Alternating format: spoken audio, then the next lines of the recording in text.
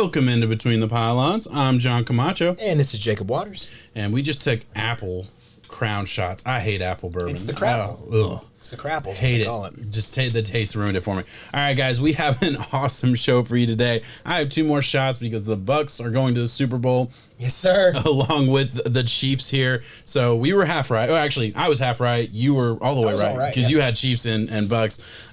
Great game. The first game was a great game. The Chiefs kind of blew the Bills out. Yeah. We're going to do a quick recap of that game. We have some Senior Bowl thoughts. The Senior Bowl starting today as we're recording this. So we're getting some information right now, but it's just really starting. We're going to talk about some of the names we're really looking forward to see. We're going to get into the Super Bowl odds. We're going to talk about some Bovada Sportsbook odds there with we're going to have some fun with it. We're going to talk about the sillier odds. Because there's 2 weeks preparation for the Super Bowl. So this week we're going to get to talk about, everyone knows what goes on the other channel. It's the Puppy Bowl. We can talk about Team Rough versus Team Fluff. Got to talk about that. We got to talk about odds on it. Some of the best odds I've ever seen as we were going through it there. Yes. There's some good ones. And before that, we got to talk about Eagles and all that. So great show, jam-packed show. Before we get started, can I just say how amazed I am at the beginning of the year if you told me that a team with Le'Veon Bell would be facing a team with Antonio Brown in the Super Bowl. I would have told you you're crazy. Yeah, I can't blame you. It's weird to see how all these things shape up, man. It is weird. At the beginning of the year, Le'Veon Bell was playing for the Jets, mind you, and Antonio Brown didn't look like he was ever going to play a snap in the NFL again. He was still under suspension, Exactly. So crazy how the world works. The fact that anybody on Twitter or any social media can go on and tell anybody else that they're wrong for an opinion or a take is amazing to me, because the NFL especially is just so wild and so crazy. The fact that anybody can be certain about anything in this league and certain one way or the other is just amazing. I feel like the only thing that was certain was that the Chiefs would be good and the Chiefs would represent. And I think we're going to be seeing that for a long time. Guys, get used to it. This is what the Patriots looked like for years. I think they have a chance to be better too. Yeah, Pat Mahomes' third year as a starter. It's his third straight championship game. And listen, this might be, this isn't a hot take. Everyone knows this. Beginning of Tom Brady's career, the defense led him. Yes. It took him a while to become the GOAT. All right, and he's there now. He's been to 2/3 of his career has been to the AFC Championship or a championship game. Now NFC and AFC now. And how many has he gone to? How many has he won? Ridiculous. I think it's a 47% chance to make the Super Bowl in his career versus Steph Curry, the greatest 3-point shooter of all time, has a 43% shooting percentage, which is astronomically good. That's how good Tom Brady is. Ridiculous. But we're watching Patrick Mahomes lead his team every year. Has been to the AFC Championship 3 years in a row, won twice now. The only time he lost was to Brady. Yeah, exactly. And we're going to see what happens in the playoffs again. Super Bowl, obviously, what happens when he faces Brady. It's going to be a fun one. We'll get to that. We got 2 weeks to talk Super Bowl. Everyone's talking Super Bowl. Let's get into a couple other things really, really quick. Eagles fired Peterson and hired the Colts offensive coordinator to be their new head coach. You said the name before we got on because I'm reading it. And Nick Sirianni. Sirianni. Okay, yeah. I don't have it there. Do you want to go real quick through his record, what he's been doing? Yeah, he started out as the offensive quality control coach for the Kansas City Chiefs back in 2009. Kind of moved up through the Chiefs ranks for a little while. Then he became the offensive quality control for the Chargers, bounced around, landed that really good job with the Indianapolis Colts as their offensive coordinator. And, I'm torn because I think the Colts have a very efficient and productive offense. I look at this year kind of as a blemish in my eyes just because I don't really think they were met at full potential. But really? They did a really good job sometimes, but I think Phillip Rivers kind of held them back in some regards. So I kind of lean the other way. I think they did a lot. I actually really like their offense. I'll be honest. Look, they did not have a quarterback that could utilize the full potential of the field. You use that to his credit. Yeah. Look, I look, the same reason I am a huge fan of the Packers OC. I can't remember his name off the top of my head, but he coached for the Jags. He was the offensive coordinator for the Jags with Blake Bortles, and that was the year they went to the AFC Championship. In 2017. I wish I could remember his name, but I can't. Either way, I've loved him as an OC and thought that he should be a a coaching candidate for a long time. Never got his chance because he coached Blake Bortles and the offense wasn't great, but he did as much as he could with a passer that just was limited physically. That was Blake Bortles, and he was never really good. Yeah. Phillip Rivers has been great in his career, but this past year, look, he was older. He kind of pushed the ball down the field. He got I think as much as you could get out of Phillip Rivers. You kind of were going into every game knowing you needed a perfect game from your defense. You needed the offensive line to hold up, and you needed the running game to work perfectly. That's not always going to happen in the NFL. Obviously, we know what happened to the Colts this year. But yeah, I'm excited to see what he can do. Obviously, he's going into a very different situation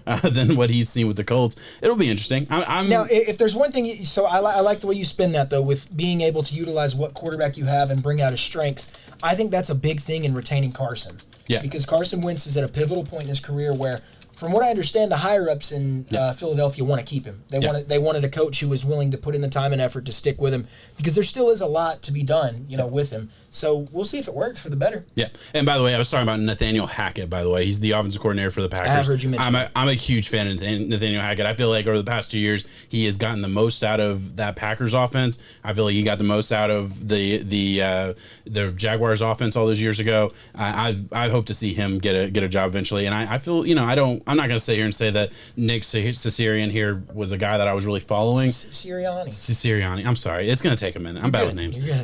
But let's move on. It's still interesting. Obviously, Peterson retires or leaves the Eagles with a winning record, which is not the case for most of the head coaches that got fired this year. And a Super Bowl. Yeah, and a Super Bowl ring. 42-37-1 in his career. Obviously had a great team in 2017, 13-3, won the Super Bowl with your backup quarterback against the New England Patriots. I mean, who does that? And then it just, they were first in their division a year ago. Yeah, I was about to say, you can't even say that it spiraled out of control until this year, because they went to the playoffs. Yeah. Yes, they were the heavy, I guess, underdogs in those games, and they lost accordingly. Yeah. But regardless, Peterson is a good coach. I think he's going to sit out a year and wait for a job to open up. And he should. Yeah. And it's worth noting, look, he takes over the team in 2016. That's the year that they first get Carson Wentz, right? So that's his rookie year. They go 7-9. There was a lot of potential, a lot of good things. And then they had 3 winning seasons in a row, obviously 2017 to 2019. And then the wheels fell off in 2020. So, and a lot of injuries happened along those way. I definitely think Peterson deserves a head coaching job somewhere. Yes. Really wouldn't surprise me if Peterson, honestly, it'd surprise me for Peterson, but if the Texans had serious interest, I mean, the Texans should be waving the flag saying, come here, come here. There's several guys at this point that the Texans should be doing that for, but everyone else is literally just got their blinders on. It's like, I'm not looking at that car wreck right now. Because you step in and you get nothing. Yeah. Have fun. Listen, so that's actually a perfect segue to what we need to talk about. Yeah. We had Deshaun Watson come out and say, I don't know if it was through his agent or how this came out, but basically that his top 2 spots, right? We knew the Dolphins were on this list, or were on the short list. It comes out that the Jets are actually his number 1 place that he would like to go, because a big part of that being, their new head coach that comes in from the 49ers. Robert Saleh. Yeah, great charisma. We talked about him a lot last week. Obviously, the 2 teams that had the most assets that could trade for Deshaun Watson, realistically, I mean, really 3 teams, were the Jags, Jets, and Dolphins. Those are the top 3 teams picking. The Dolphins would be trading a lot of the picks that they got from the Texans a couple of years ago if they were going to do that. And then the Jets obviously would probably have to move the Seahawks pick for Adams. They would have to move some valuable pieces. But both these teams have the resources if it was going to happen. What do you think about this news? Where are you standing with this? Doesn't that seem like it's bullcrap, though? That out of everywhere, that it seems like some fallacy report that has come out saying that, yes, it just so happens that the 2 teams that could actually afford Deshaun is where Deshaun wants to go.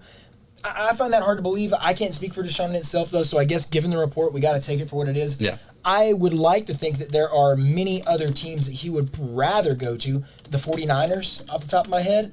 I mean, just to name a few that have good cultures around them, good teams that have already been built, Yes, Richard Sherman is probably one of the most in-tap cultural pro-voice guys that you can think of when it comes to being in the NFLPA, and he has spoken very highly of Robert Saleh and the culture that he can build around. So I get why Deshaun would want to go up there and be in a bigger market like that. For sure. It's just hard to get behind thinking that, go figure, the guys that can actually pay you the right price for Deshaun is where he wants to go. So, but does it not make sense? Because, look, so if you it makes sense for Deshaun. I'm just saying I would like to think that the Saints and the 49ers are not up. Yeah, okay, I get that. I do. I think those are better landing spots for Deshaun when it comes. I don't know what he's looking for, though. I don't.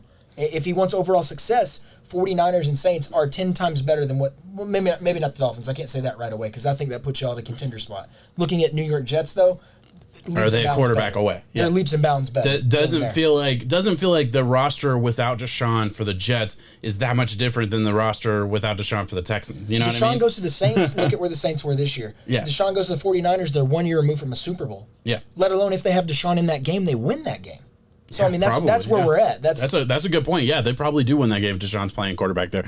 Look, that's all great points. I do think it's interesting. You know, Bovada has the odds of the New York Jets at plus 300. They have the odds of the Dolphins at plus 350. Right? Yeah, for him to start week 1 on the Dolphins or the Jets, or it goes up to plus 900 for the Patriots. It's still at plus 125 for the Texans to keep him. So that's still the favorite is for the Texans to keep him. That every single day that goes by that this rumor isn't squashed, it feels more and more likely that Deshaun Watson's going to be playing on a new team.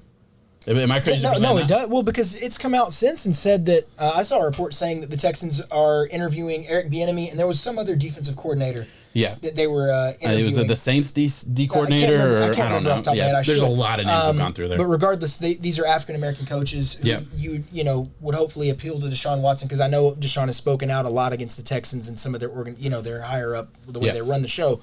You would think that might be swaying Deshaun's mind. Deshaun's come out and said that doesn't matter at this point. Getting the enemy or not, he is adamant in wanting to leave. He wants to leave. Listen, the reason the Jets make sense, and look, this is a Dolphins fan speaking, a Dolphins fan who very, very much has said publicly and privately alike that I would give up the entire draft class for Deshaun Watson. I would give up whatever they wanted. I don't think you're crazy to get Deshaun Watson. I really would. Like, that's just me. A lot of other Dolphins fans disagree with that. That's fine.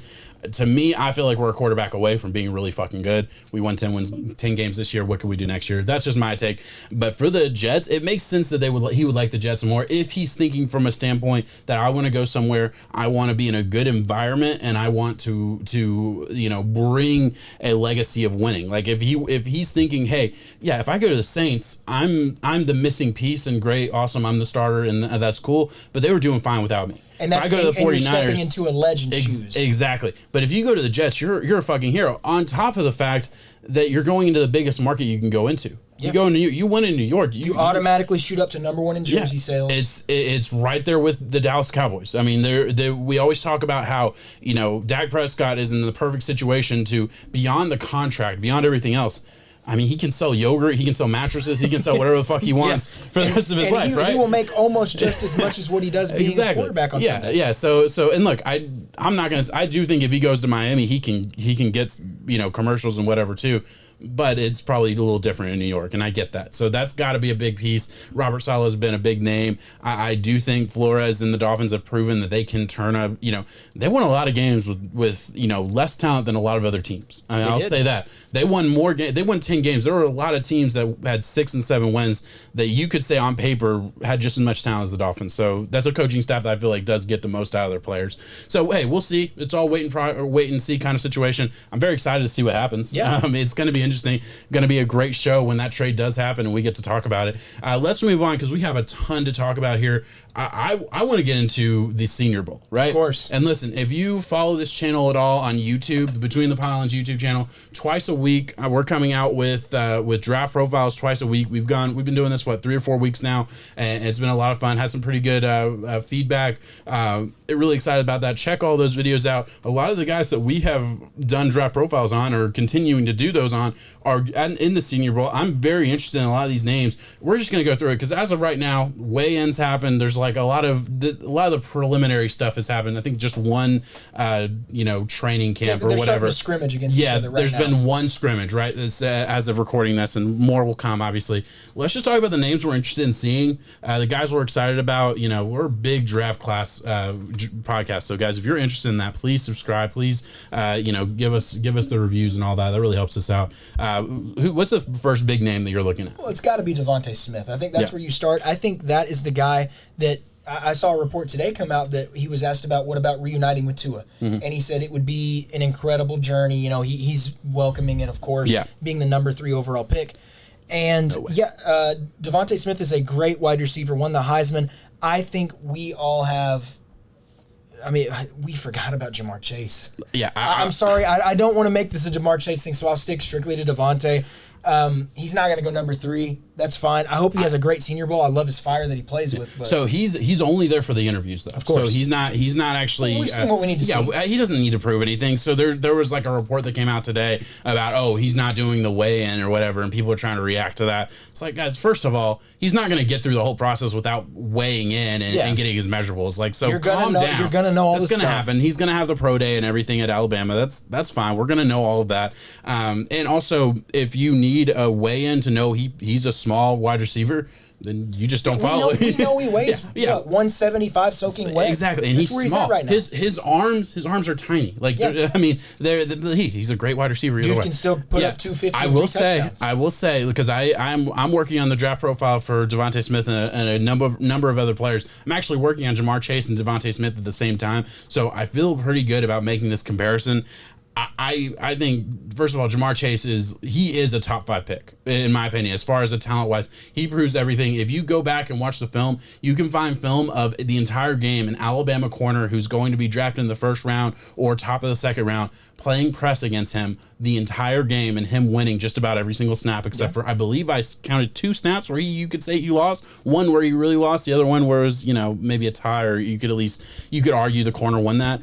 Other than that, he wins that. Physical guy, like the dude's 6 foot, 6'1". He's winning those physical contests. He's faster than everybody on the field. He's thick. He's big. He's got everything. He's got hands. To me, Jamar Chase, like I said, top 5 pick.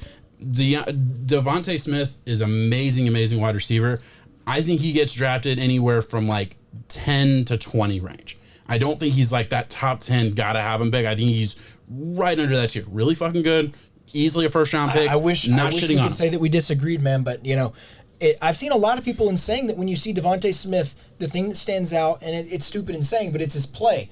But it's not his measurables. No. It's not his just physical being presence on the field like you would say a Kyle Pitts or, I know he's a tight end, but he kind of plays it like a big-ass wide receiver sometimes, in awesome saying that there are certain things that pop off. It's the way that Devontae Smith beats guys is what pops off on that. Like the stat lines that he's able to put up.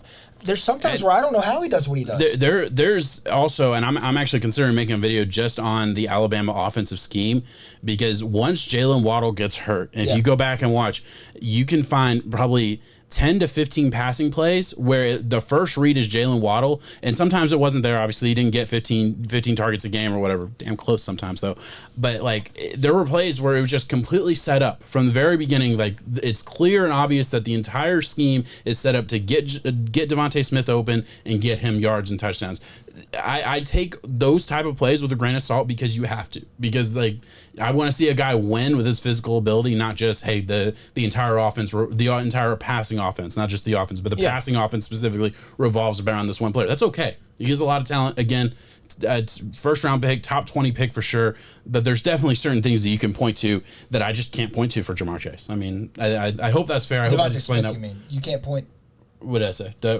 Are you comparing the two in saying that? Or? Yeah, I'm saying Devontae. Yeah, I'm saying the comparison of there are certain critiques I can say about Devontae Smith's game and measurables and that are physical answered by watching Jamar Chase. Jamar Chase just doesn't have those questions at the beginning. Exactly. At the end of the day, I agree as well. Yeah. So let's go through this big name that I'm looking at, and this is not a guy I'm excited about. I'll be totally honest with you. Mac Jones. There's been a lot of reports, a lot of excitement. I don't think he's a first round pick. I'm kind of feeling good about this. We're going to do our quarterbacks episode the week after the Super Bowl. We're going to have an entire episode. I got to study a little bit more. Dedicated to this the quarterback position. Both of us are going to go back into the lab. We are going to study all of the big names, and we're going to come back with, maybe not our final grades, but at least really knowledgeable content about our quarterbacks. Stay tuned for that. Like I said, the week after the Super Bowl, we will have a full episode dedicated to the quarterbacks. Right now, I'm just going to say, I've not been impressed yet. I've not studied 3-4 games of his film or anything, but after watching Devontae Smith, after watching Najee Harris, I've gotten enough of a feel for Mac Jones to know, I don't think he's a first-round quarterback. Man, I think there is a chance. I think we need to do our due diligence on him because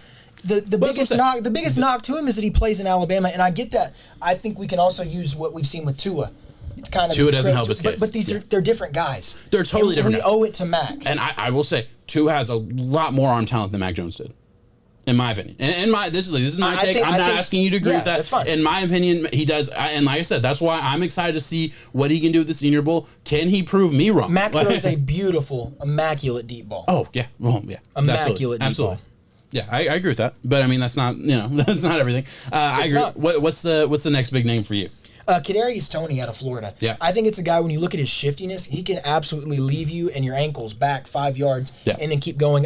The sexy pick is to automatically plug him to the Chiefs. Mm-hmm. Everyone says, what if Kadarius Toney goes to the Chiefs? What if he goes to the Packers? What if he Another goes to receiver? Right, young offensive minds that can utilize him the way he's supposed to be. Sometimes fringe first-round pick I see on PFF. I'm not going to put him in the first round, but I do know he will be an asset to whoever gets him. Okay. And it's not his 40 speed that's going to blow you away. Look at what is the 10-yard shuffle. Or Okay, the shuttle. I think that's good. The three cone and the shuttle is what you're saying. It's his agility. It's his shiftiness.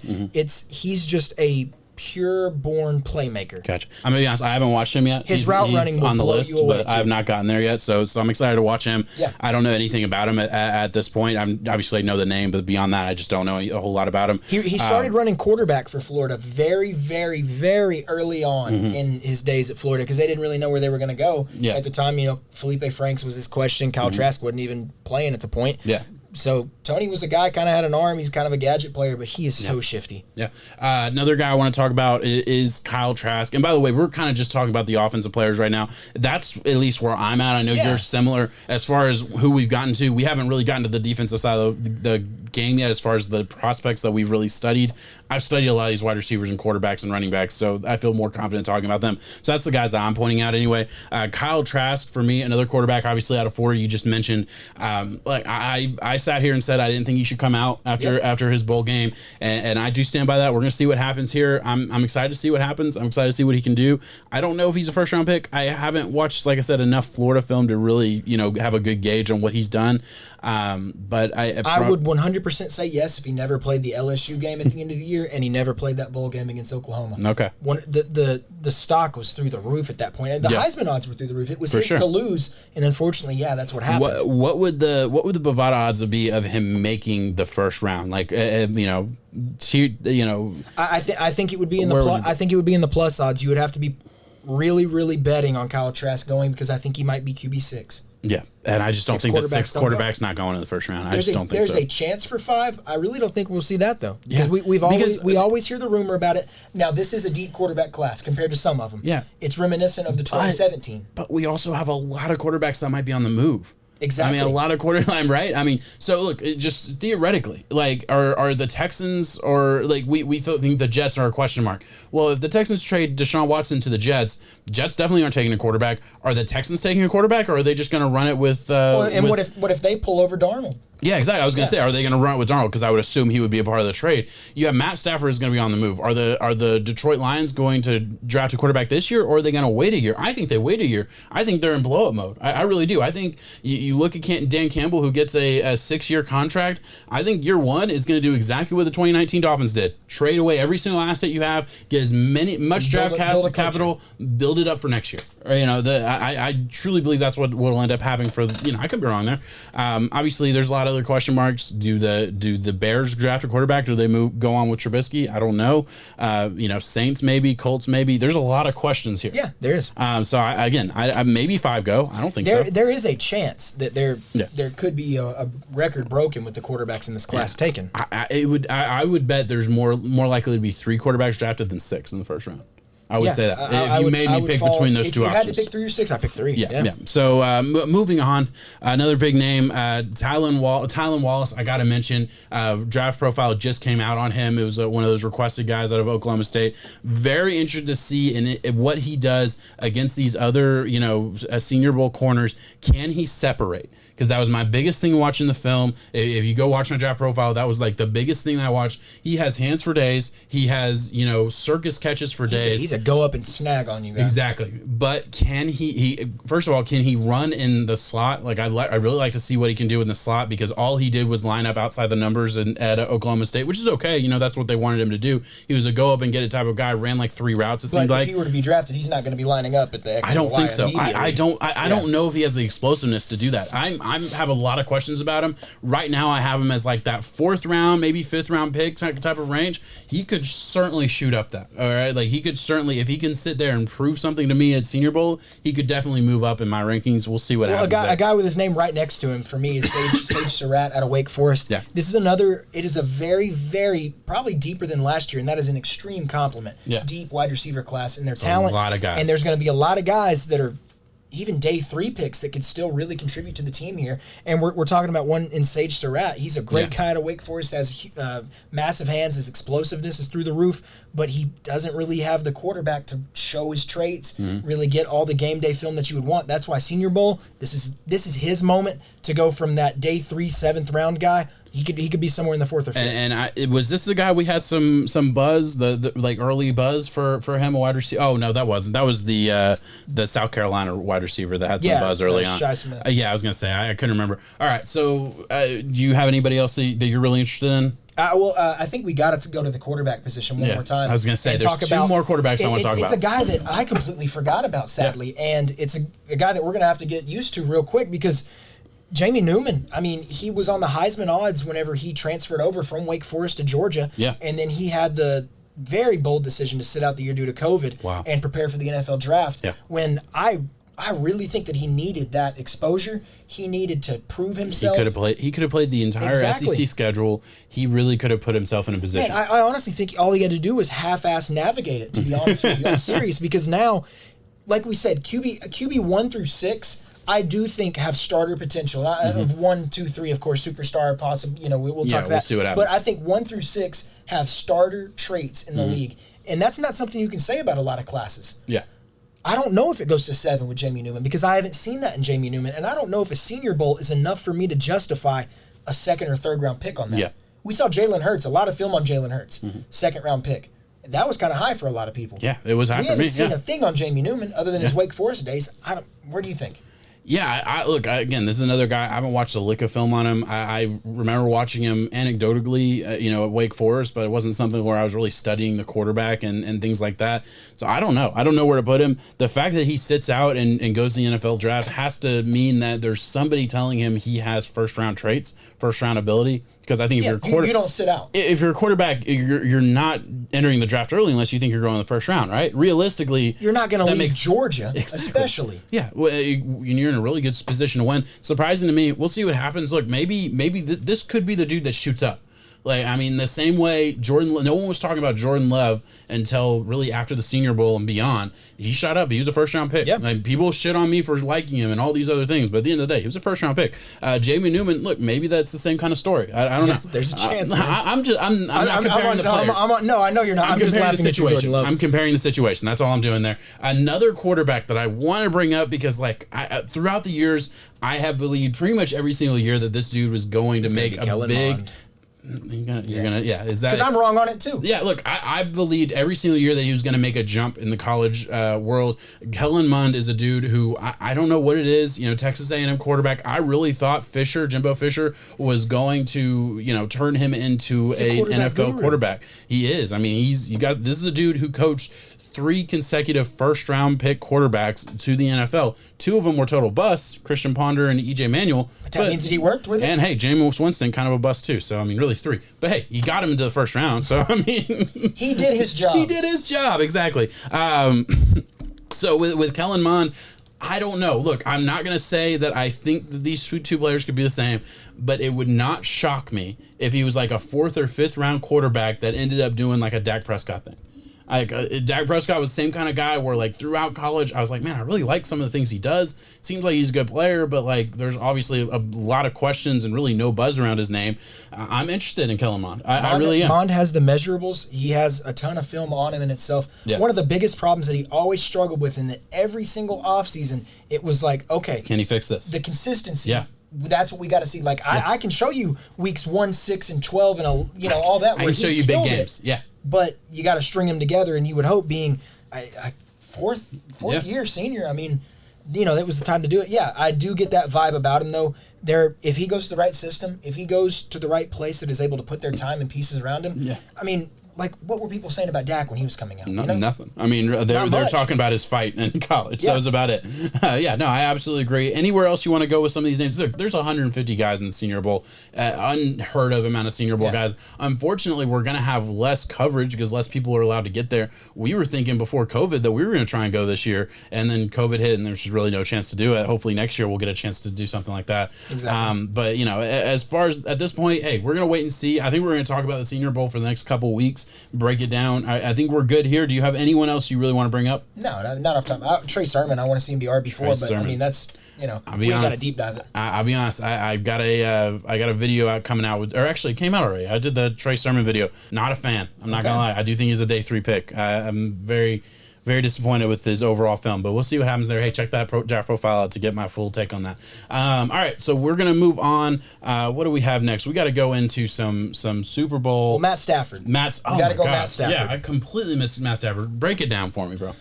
It is shocking to say the least. I was at work on Friday, and I got the Bleacher Report update on my phone saying that Matt Stafford and the Detroit Lions have mutually agreed to part ways, and that they are actively shopping him. And one of the main things around it was that they are going to use their first, they picked 7th overall, and Matt Stafford to try to go up and get a quarterback. Really? Yes. Wow. That is the going buzz right now. Wow. That's not even looking at where Matt Stafford's going. This is looking at the Detroit Lions and trying to jump those teams in between them there and get who their guy is. I don't know who their guy is. We will see who their guy is. So it's not Jacksonville. Jacksonville's taking Lawrence. Trevor's over. If the Dolphins or the Jets miss out on the Deshaun Watson, then there's a chance that they can move up with the Falcons. They try? Yeah, and if I'm the Dolphins, as a Dolphins fan, we don't get Deshaun Watson. I would rather have Matt Stafford than Tua. I'm off the Tua bandwagon. I have hope. I hope that he does well. I love the person. You listen to him in interviews. He's an amazing guy. I just don't know if I believe in it. Hopefully, I'm wrong on that. Truly hope I'm wrong on that. But if I sitting here right now, I would go down 4 spots for Matt Stafford. Yeah, no. And I mean, you pick up a pick that I think if you're talking about Devontae Smith right there, you get Devontae or Jamar. Yeah, you're fine at that. Yeah, absolutely. That's interesting. I did not realize that. I looked at the Matt Stafford sweepstakes as who are the top 3 teams that he could go to. Yeah, that's kind of what I was looking at. I think the Colts is the slam dunk obvious one, right? If there were, where's the odds at? Yeah, let's pull up the odds. I have them right here. Where are the Bovada odds here for? Oh, here it is. Okay, so this is the Stafford thing right here. All right, so we have the 49ers as the odds-on favorite to land Matt Stafford at plus 350. We have the Broncos at plus 450, the Colts at plus 500, the Lions to keep him at plus 500, the Patriots at plus 500, the Washington football team at plus 600, Panthers 800, Raiders 1,000, Rams 1,100, and Texans 1,200. Wow. That's an interesting list. It is. What hits you? Where do you land first? The fact that the Saints aren't on there surprises me a whole lot. Saints is very shocking just because I think that with the upheaval at quarterback and Drew Brees retiring, I mean Matt Stafford has the arm that Jameis has plus all the right decision making in my opinion. Yeah, absolutely. That you would like there. But the Colts. I think I always the Colts not being the odds-on favorite. The team that is set up the most. 49ers can be included. That's fine to have the 49ers. But they do already have a quarterback, so they'd have to do something. Actually, I think it's a very easy out for the team this year. This is the last year. This is the out year, so they can make a decision. Yeah. Yeah. But I mean, I don't know. The Colts have the whole system kind of set up for him going forward. One also, Bovada has it listed for the New England Patriots at plus 500, and I can't help but think about what Belichick could do with a bunch of cap now. Because he pretty much ate this year. He's swallowing the pride right now. He's having to listen to, Tom Brady made you. Tom Brady made your career, blah, blah, blah. He's sitting back. He's got the hoodie on. He's just, probably with the calculator calculating all these dots and stuff. And he's like, I'm coming. Yeah. He'll have it. Yeah. No, look, I absolutely agree. I think he would. Man, I think Matt Stafford on the so here's the issue. He has to do a lot more moves though. But if Matt Stafford goes to the Patriots, he reunites with Patricia. Who just rejoined the Patriots. Is that a difference maker, or is that something? It could be. It could be. Yeah, I don't know either. The Washington football team was a team I was not thinking about. I feel like they would want to go younger, but yeah, they definitely have a need at quarterback. That's very interesting. I think the Rams are one of the more interesting things, and one of the the pieces of news that kind of got missed, and we really considered putting it in or not. And look, I'm going to mention it here just because the Rams are non-committal on Jared Goff. Mm-hmm. They absolutely should be. I'll stand by it. I've said it really for the past year now. Jared Goff was very underwhelming this year, to say the least. I think he was a big hindrance to a great team, to be totally honest with you. And I mean, if Matt Stafford came in there, I think he could do everything that Jared Goff can do, plus a lot more. Yeah, I think when you look at Sean McVay and what he's able to do, he is one of those coaches again. We pointed to Nathaniel Hackett with the Blake Bortles thing. Jared Goff's better than Blake Bortles, for sure. But I think that Sean McVay is able to hide areas of Jared Goff's game. It's just doing what a smart coach would do. Yeah. Oh, Jared Goff can't make that throw, so we're not going to ask him to make that throw. But there are times in certain situations in games, especially if you're trying to build a Super Bowl. You'd really like a quarterback who can make that throw. You need a guy like that. And Stafford fills all of the boxes on that stuff. I think he's one of the most underrated quarterbacks out there. Absolutely. When you ask people to name a top 5, yes, Stafford he's not in there, but he should be right next to it. Not anymore, because there's a lot of young guys that have joined the league take out Pat and Deshaun, but before those two. I was gonna say, ask me 4 years ago to grade quarterbacks based on pure talent, based on pure physical arm talent. He's among the top 3, and he's above a lot of big fucking Matt names Stafford that makes a lot of the average person wouldn't think. Made, it's on replay on ESPN all day long. Those no looks that he's able to do. It is talked about so little that it's criminal. It really is. He's just been in a bad market, been on a bad team for a long time. Really, I mean, you take away Megatron, he's just had nothing there his entire career, it seems like.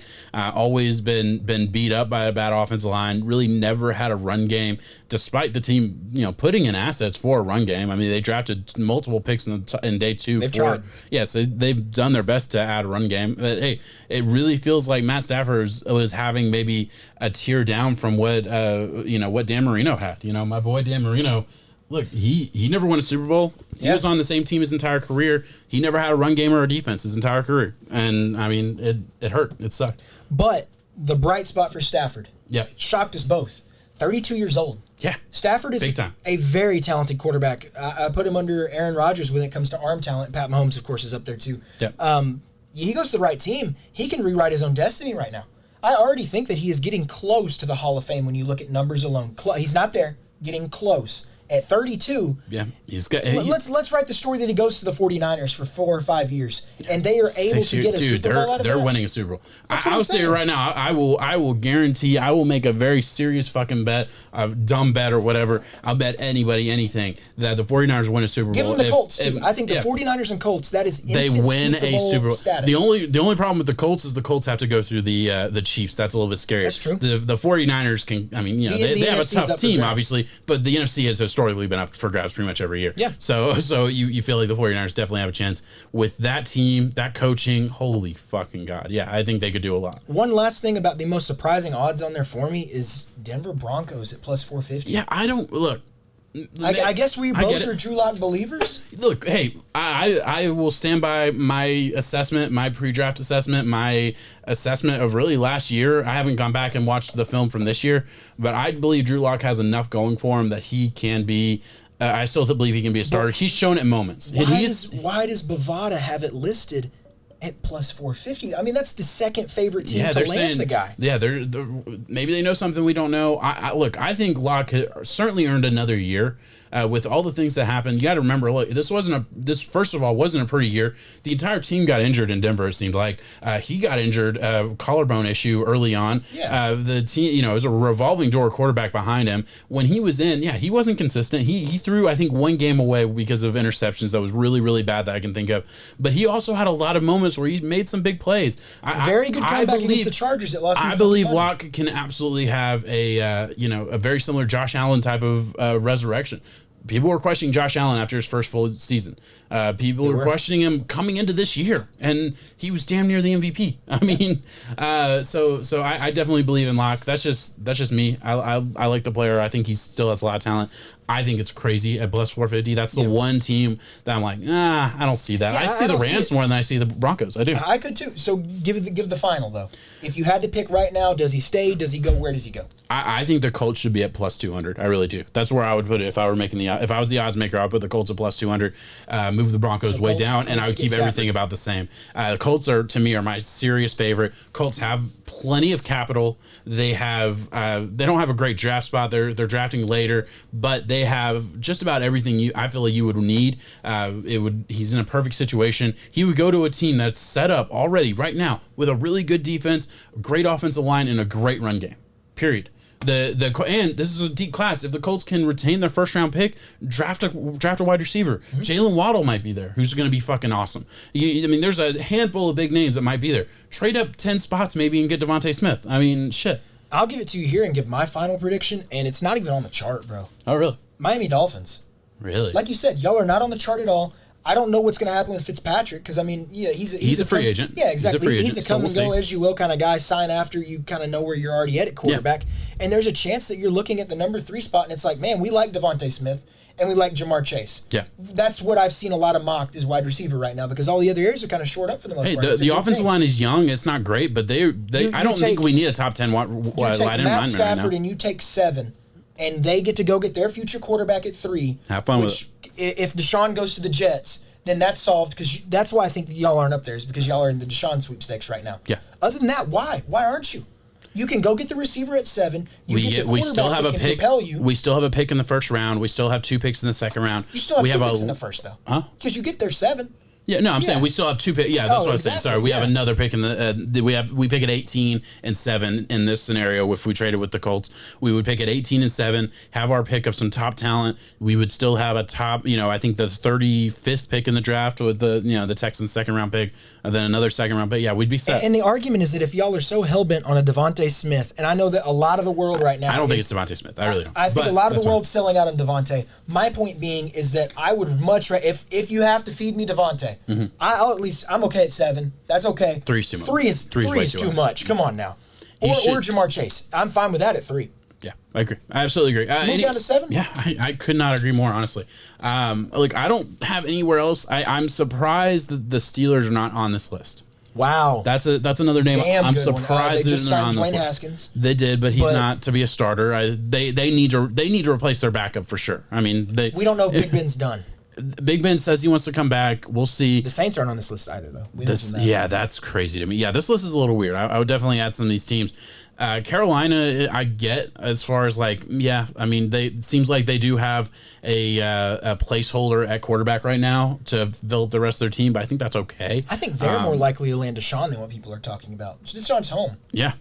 Oh, wow. Yeah, you're right. That's more likely where Deshaun would go. That's interesting. I think maybe when you look at a capital aspect, they may not have the stuff to really get the job done, you would hope, but it looks awesome on paper. Hey, real quick, let's mention this because are you good on Matt Stafford before I change subject? Okay, so real quick, we want to mention this because it's kind of already been put to bed, but there was definitely a news cycle, I feel like yesterday and a little bit of today, of the Aaron Rodgers, will he play with the Packers? And listen, I'll be the first one to say, hey, I loved Jordan Love coming out. I thought he had all the talent in the world. He was my number 2 quarterback. A lot of people gave me shit for that. That's fine.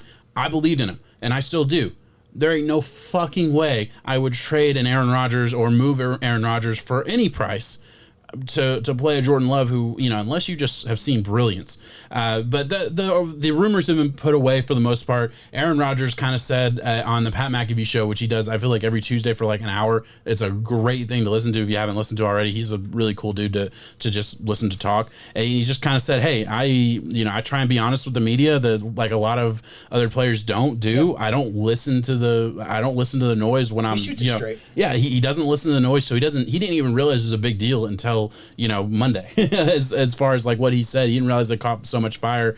He was just trying to say, hey, his future was never been secure, and he kind of I think realized that when Jordan Love was drafted that hey, the team ultimately is going to do what's best for them. But he was never saying he doesn't want to be in Green Bay. He was never saying, ooh, I want a big contract. There's been all these rumors coming around. He put all of that to bed. The team came out and said we'd be stupid to move Aaron Rodgers. So I don't think this is happening. But if it did, where would you want him to go? Out of the NFC North. Get him the fuck out of town. Let's go Skull, baby. Every team out there could land it. Yeah. I think the rumors kind of snowballed because I don't think we need to talk about the Chiefs-Bills game as much as what happened in a breakdown-wise. Yeah. I do think we need to get into the Packers-Bucks, and it's a good segue right here Yeah. in talking about there's a lot of the game that we could break down in itself. I think there is one drive in particular that led to the snowball effect on Aaron Rodgers saying that wasn't my call. The kicking the field goal to make it an 8-point to make it a 5-point game when it was an 8-point Listen, game. they're sitting at the 8-yard line, and I'm just going to break it down from first down to fourth down. I don't understand the play calling. In the biggest moment, the biggest drive of your entire season, on first down, you run the ball. At first down, you get 5 or 6 yards. You still had a timeout. You put it all right here. You need a touchdown and 2 points. All right. So first, this is the team that has scored the most in the red zone of any other team. So first down, you run the ball with Williams. You get 3 or 4 yards, and you run out of shotgun or something. Get 3 or 4 yards. Now you cut the score in half. Second down, your entire playbook's open because you don't need 10 yards. You need 5. That's a big difference in the NFL and the way schemes work. And what did they do? 3 different times. They took 3 different shots at the end zone. Makes absolutely no sense to me. And then, hey, they didn't get 3 times and you kick it. I am befuddled by the fact that they kicked the ball. I don't get what the concept is, especially knowing who you're facing in the biggest moment. Put the ball in your best player's hands. But I don't get the play calling in the first 3 plays either. I don't. The whole thing, like a lot of people were coming at Aaron Rodgers for the 3rd and 8 non-scramble thing. Listen, you can say that if you want. That's fine. Look at the play calls prior to that with your MVP. This is unanimous MVP now based on the season that he has had. He has been incredible, legendary, arm talent out the ass. I think that is Aaron Rodgers' choice in my head for him to be the coach right there. But I think it was a LaFleur moment that got pushed in. Yeah. And I guess credit to Aaron Rodgers for not being the guy that I've said in the past. Sometimes he steps up too much and gets in the way too much and does certain things. He definitely stepped out of the way, and I think he made sure to let it be known after the fact when they were asked, hey, why'd you go for it? It wasn't my call. Yeah. I don't think he's saying anything negative necessarily. I think it got taken that way. Wasn't his call. But I think he's saying, wasn't my call. I go out there and there's a play that is given to me, and that's what we run.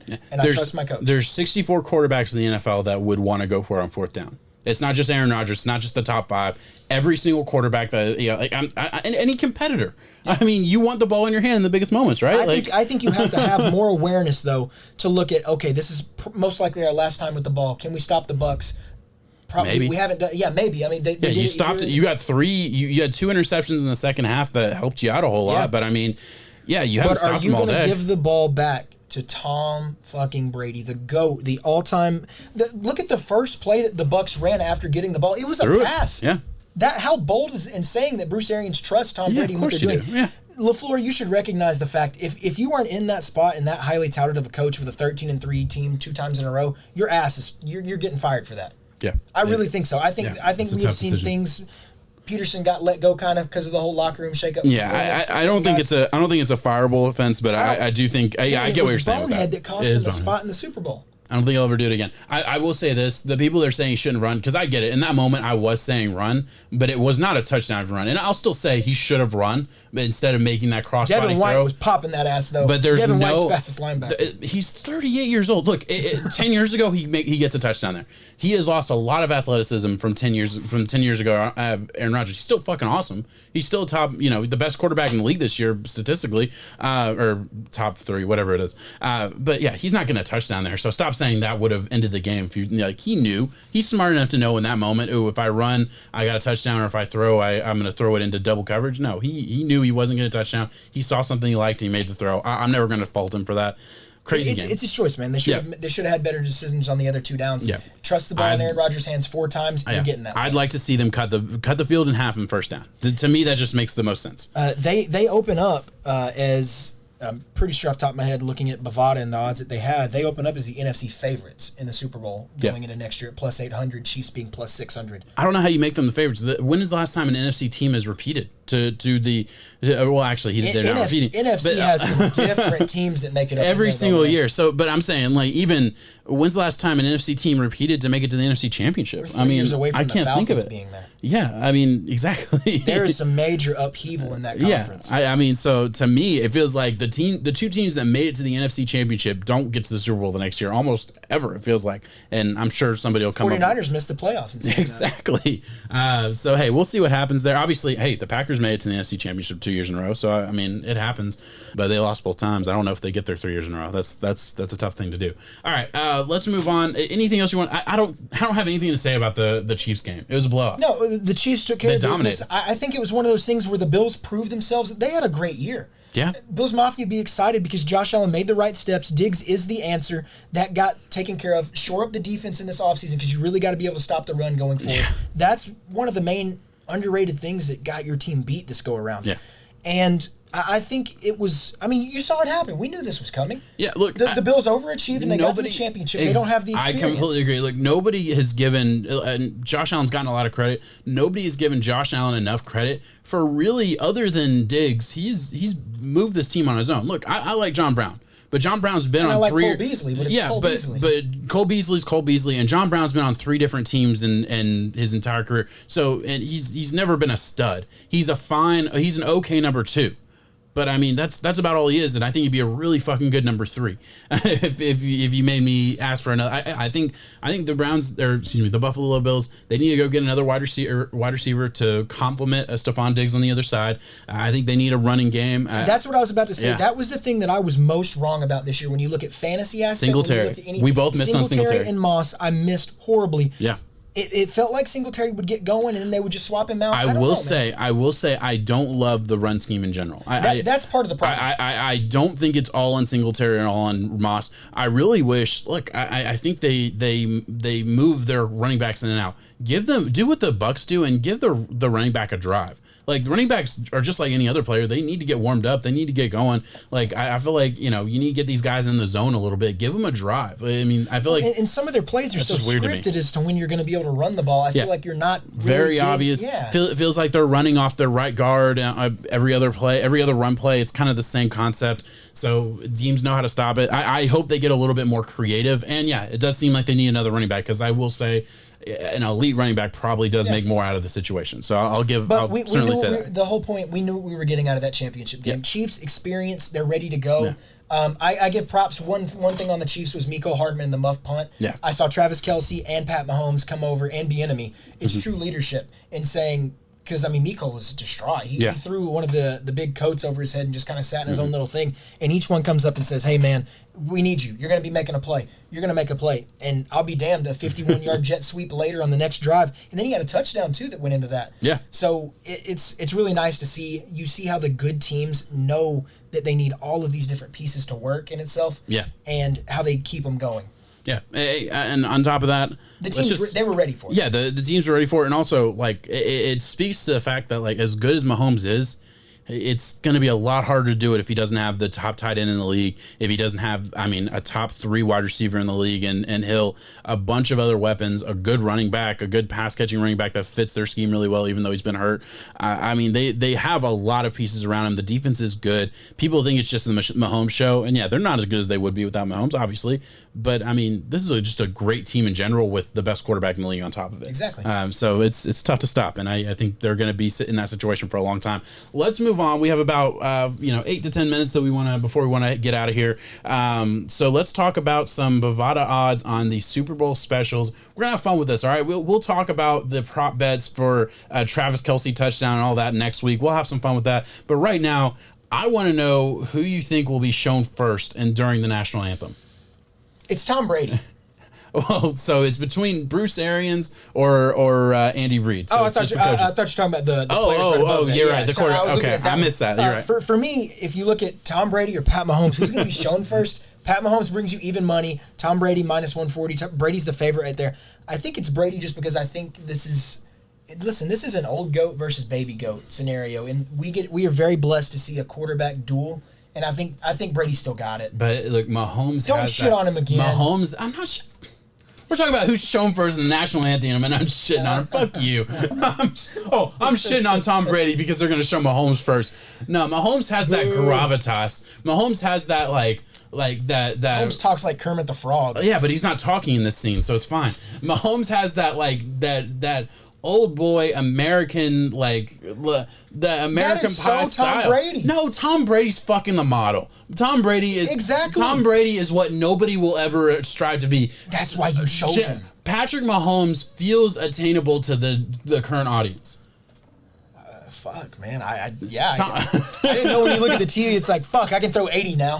That's not what I do. That's not what I do when I see Pat Mahomes. I'm saying Mahomes has the cool haircut. He's the young hip dude. They're gonna show him first because he has that American pride in him. His dad was a baseball player. He has all that. Look, Tom Brady, we've seen a million times. We know what Tom Brady looks like. It's gonna be Tom Brady shown first in the national anthem. Exactly. It's gonna be Brady because this is in Tampa too. So you got to look at all the Mahomes outside factors is gonna be the first into one it. shown. Why did I say Tom Brady? Mahomes is the first one shown in the national anthem. We do a lot of crazy shot bets. Instead of a 3-1 thing, I think we pick 3 of these bets and we each lay 1 shot on it.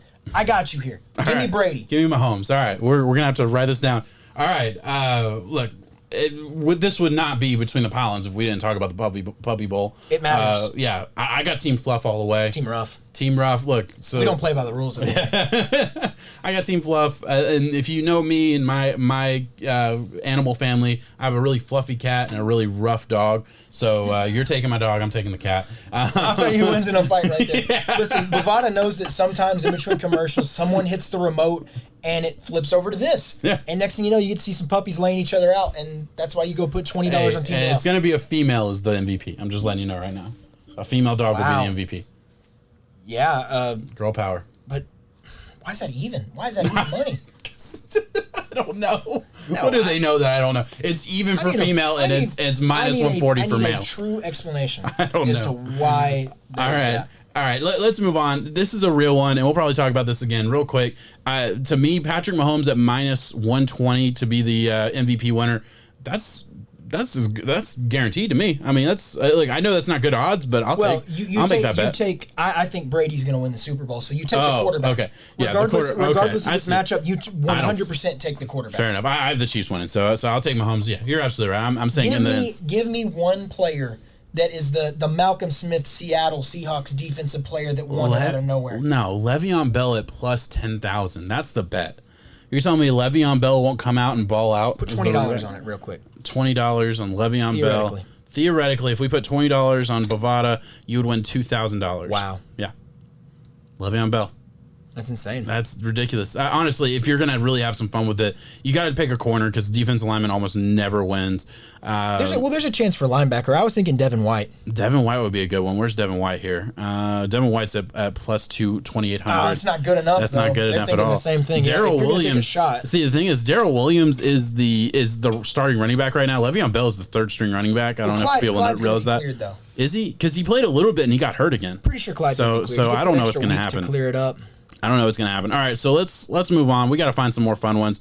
Coin toss. You already told me what you're thinking here. Yeah, I'm going heads because in every time I'm playing Madden and I go to overtime, what's the phrase? Tails never fails. Fails every fucking time. So I'm going to go heads and I'll put a shot on this one as well. So here's the thing, and this is why statistically heads is the better bet. All right, I need everybody to listen to me here. This is real facts.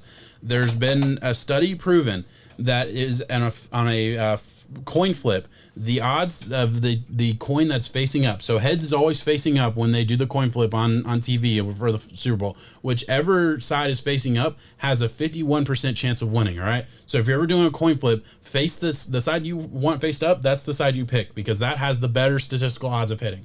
It's only 1 extra %, but take it. We're trying to help you out, guys. Yeah, heads. Yeah, we just gave you, that's statistically the best math we'll give you on Between the Pylons all year. Two down from that is where Bovada is literally handing you money. I think both of us have spoken and said that this is our lock of all these bets. Shut down lock of the week. Yeah, we got over 15.5 penalty yards. There's gonna be There's gonna be one pass interference. One pass interference. That's all you need.